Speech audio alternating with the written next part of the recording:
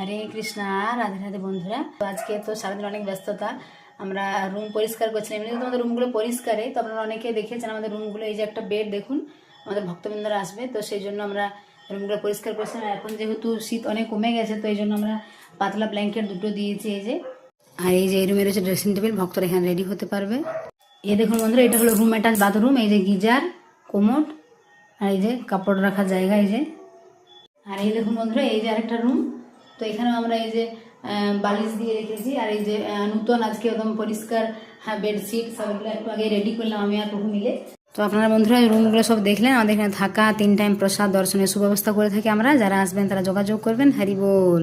আর এই যে বন্ধুরা ভগবানের সিংহাসন, জয় রাধা মাধব কি জয়। আর এই যে বন্ধুরা অ্যাকোয়াগার্ডে জল রয়েছে। আর এই আমাদের কিচেন এই যে।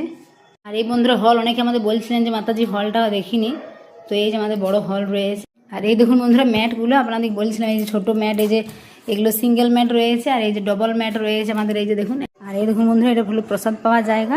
তো আজকে প্রভু এই যে সবজি নিয়ে চলে এসেছে, যেহেতু ভক্তবৃন্দরা আসবে। এই দেখুন এত সবজি নিয়ে এসছে, দেখলে ভিডিও করা হয়নি, সময়ই হয়নি আমাদের।